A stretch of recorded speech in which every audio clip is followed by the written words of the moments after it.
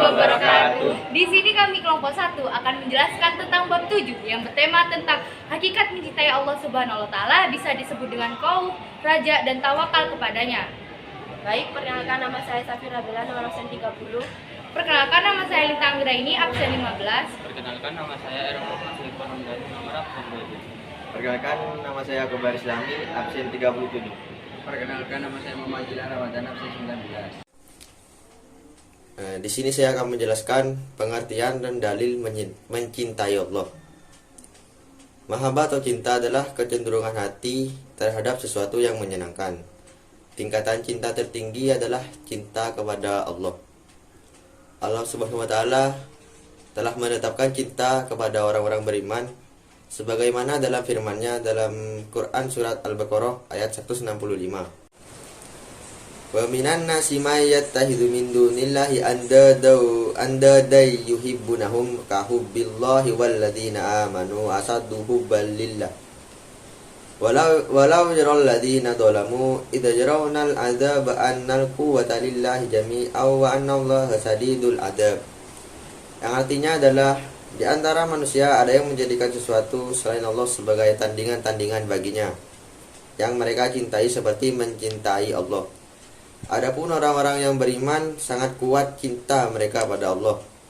Sekiranya orang-orang yang berbuat zalim itu melihat ketika mereka melihat azab pada hari kiamat bahwa kekuatan itu semuanya milik Allah dan bahwa Allah sangat keras azabnya, niscaya mereka itu menyesal. Quran surat Al-Baqarah surat 2 ayat 165. Kecintaan kepada Allah seharusnya menjadi cinta paling utama daripada kecintaan kepada duniawi. Hal ini sebagaimana telah dijelaskan dalam firman Allah.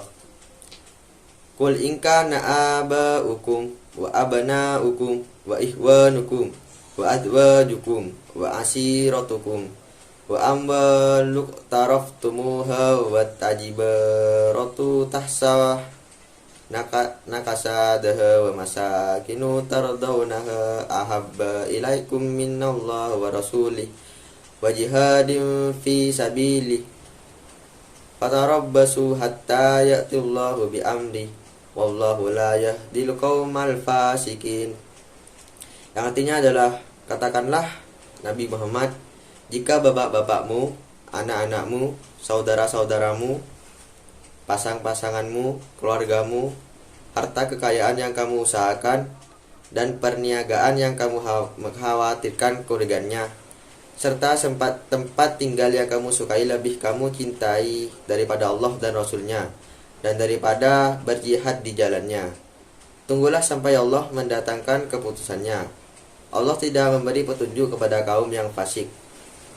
Quran surat At-Taubah surat 9 ayat 24. Tanda-tanda cinta kepada Allah Subhanahu wa taala. A. Mencintai Rasulullah sallallahu alaihi wasallam. B. Mencintai Al-Qur'an. C. Menjauhi perbuatan dosa. D. Mendahulukan perkara yang dicintai Allah Subhanahu wa taala. E. Tidak gentar menghadapi hinaan. Assalamualaikum warahmatullahi wabarakatuh. Di sini saya Lita Anggraini, absen 15, akan menjelaskan tentang hakikat takut kepada Allah atau bisa disebut dengan khauf. Khauf bisa diartikan sebagai rasa takut, khawatir, dan tidak nyaman. Di sini akan saya jelaskan tanda-tanda takut kepada Allah Subhanahu wa taala. Yang pertama, menjaga lisan dari perkataan dusta. Yang kedua, menghindari dari iri dan dengki. Yang ketiga, tampak dari ketaatan kepada Allah Subhanahu wa taala. Yang keempat, menjauhi makanan-makanan yang haram. Yang kelima, menjaga kaki dan kedua tangan dari sesuatu yang haram. Yang terakhir, menjaga pandangan dari kemaksiatan. Fala tasawu'unna sawahu sauni wala tastaru bi ayati samana qalilan wa man la tahum bima anzalallahu faulaika humul kafirun. Yang artinya, oleh karena itu janganlah kamu takut kepada manusia, tetapi takutlah kepadaku. Jangan kamu menukarkan ayat-ayatku dengan harga yang murah. Siapa yang tidak memutuskan suatu urusan menurut ketentuan yang diturunkan Allah, maka mereka itulah orang-orang yang kafir. Quran Surat Al-Ma'idah ayat 5. Tegas Allah SWT memerintahkan kepada hambanya untuk takut kepadanya, bukan kepada manusia. Hal ini sesuai dengan firman Allah berikut. Takut kepada Allah atau bisa juga disebut dengan hal khauf minallah adalah sifat orang yang bertakwa sekaligus bukti iman kepada Allah Subhanahu wa taala. Assalamualaikum warahmatullahi wabarakatuh. Perkenalkan, nama saya Safira Bella, nomor absen 30 dari kelompok 1. Baik, di sini saya akan menjelaskan tentang hakikat berharap kepada Allah Subhanahu wa taala atau roja. Nah, yang pertama yaitu saya akan menjelaskan tentang pengertian roja. Nah, secara etimologis, roja berarti mengharapkan sesuatu atau tidak putus asa. Adapun secara istilah, roja berarti berharap untuk memperoleh karunia dan nikmat Allah Subhanahu wa taala. Nah, berharap kepada Allah atau roja itu bisa dilakukan saat seseorang sedang melakukan ikhtiar atau usaha. Hal ini sebagaimana dijelaskan dalam firman Allah berikut ini. A'udzu billahi minasyaitonir rajim. Bismillahirrahmanirrahim. Innal ladina amanu wal ladina jaharu wa jahadu fi sabilillahi ulaika yarjuna rahmatallah. Wallahu ghafurur rahim. Yang artinya, sesungguhnya orang-orang yang beriman serta orang-orang yang berhijrah dan berjihad di jalan Allah, mereka itu mengharapkan rahmat Allah. Allah Maha Pengampun lagi Maha Penyayang. Nah, Quran Surat Al-Baqarah surat kedua ayat 218. Nah, yang kedua yaitu ada cara menumbuhkan sifat roja. Yang pertama ada mempelajari dan memahami Al-Quran. Yang kedua yaitu meyakini kesempurnaan karunia Allah Subhanahu wa taala, dan yang terakhir ada muhasabah atas nikmat-nikmat Allah Subhanahu wa taala. Nah, yang ketiga atau yang terakhir yaitu ada manfaat sifat roja. Yang pertama yaitu merasa nikmat kepada Allah Subhanahu wa taala. Nah, yang kedua menumbuhkan sifat optimis. Yang ketiga semangat dalam ketaatan kepada Allah Subhanahu wa taala, dan yang terakhir yaitu tenang dalam kesulitan. Baik, sekian dari penjelasan saya. Mohon maaf jika tidak jelas atau kurang paham dalam video ini. Wassalamualaikum warahmatullahi wabarakatuh. Assalamualaikum warahmatullahi wabarakatuh. Di sini saya akan menjelaskan pengertian dan dalil tawakal kepada Allah Subhanahu wa taala. Secara bahasa, tawakal berarti memasrahkan, menanggungkan sesuatu, mewakilkan atau menyerahkan. Tertuang dalam banyak ayat Al-Quran, di antaranya surah Al-Ma'idah ayat 23 berikut ini.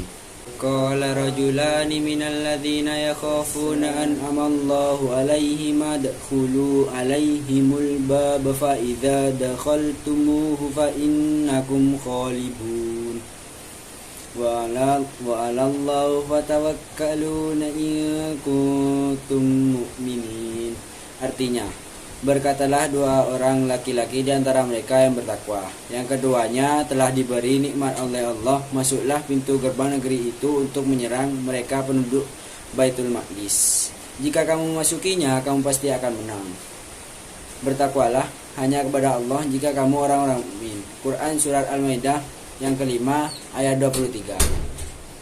Manfaat-manfaat tawakal. Yang pertama, diberikan rezeki yang cukup. Yang kedua, dijauhkan dari godaan syaitan.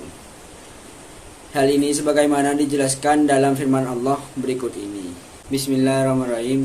Innahu laisa lahu sultanun 'alal ladzina amanu wa 'ala rabbihim yatawakkalun.